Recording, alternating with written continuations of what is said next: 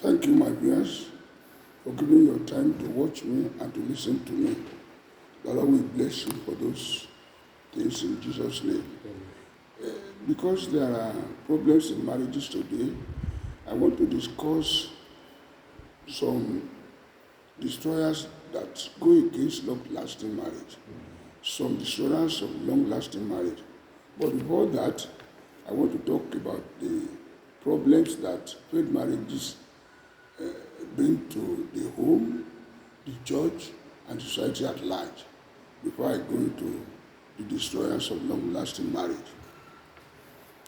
It is a pity that this topic cannot be treated interactively because we are not in a congregation.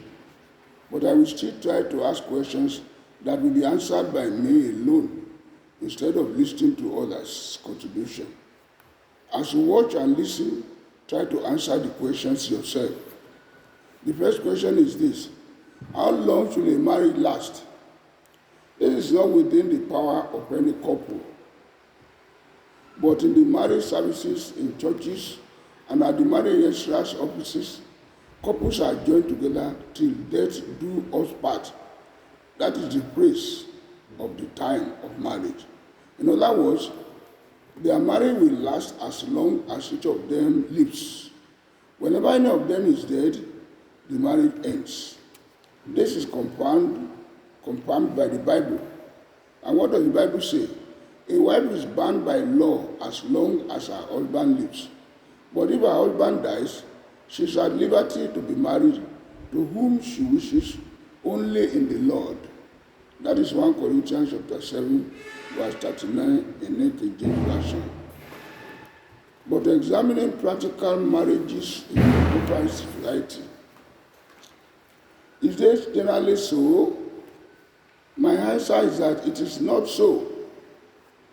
Anytime a marriage union fails, it will affect the well-being of other institutions within the society. Such institutions include the home, the church, and the society at large.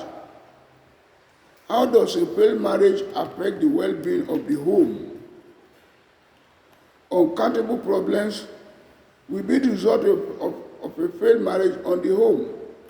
Many things will happen before a final breakup. Misunderstanding is a big result. Most spouses will deliberately fail to reason along with each other. Any speech by either of them will be given different interpretations from what the speaker has in mind. Such couple cannot willingly trust each other, thereby destroying the joy of their marriage. But when you study Ecclesiastes chapter 9 and verse 9, you will learn better. Such couples will be living together as tenants to the extent that the children will know that their parents are at loggerheads with each other. It may develop to a stage when there will arise a division among the children to the point that some will sympathize with their daddy while the rest will fall behind their mommy. This situation is dangerous for the today and the tomorrow of such homes. There will be no united front by both parents to take care of the children and to train them. Neighbors would definitely see traces of disunity in their home. Where is the progress of such homes? How does a failed marriage affect the church? The family is the bedrock of any church. The type of families that worship in a church determines its progress. Whenever a family is not at peace, it will affect the church. In terms of attendance, both husband and wife whose marriage fails will not find it easy to attend such church together again. Attendance of their children will also be affected. The church will lose its members. There may arise backbiters among the members of the church about the failed marriage family.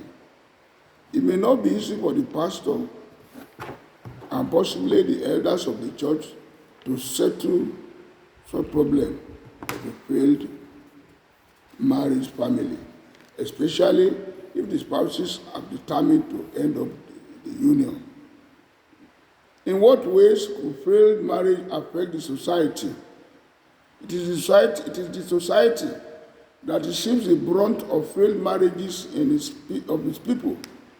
Children of failed marriages are more likely to experience poverty, educational failure, early sexual activities with non-marital childbirth, and many of such children become miscreants. Failed marriages increase crime, abuse, and neglect. Drug abuse become rampant, and it affects the health of the youth who may not live long or become clients of psychiatric hospitals. In other words, they will have brain problems. It is not a major priority for most Nigerian governments, for instance, to cater for children of failed marriages educationally, or mobilizing them for empowerment on learning different trades in order for them to become responsible adults in society.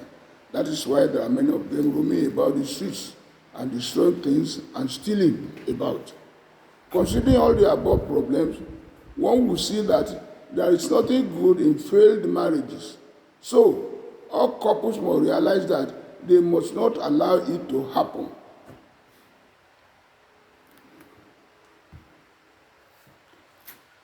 Kindly subscribe to my channel and please share with others. The Lord bless you in Jesus' name.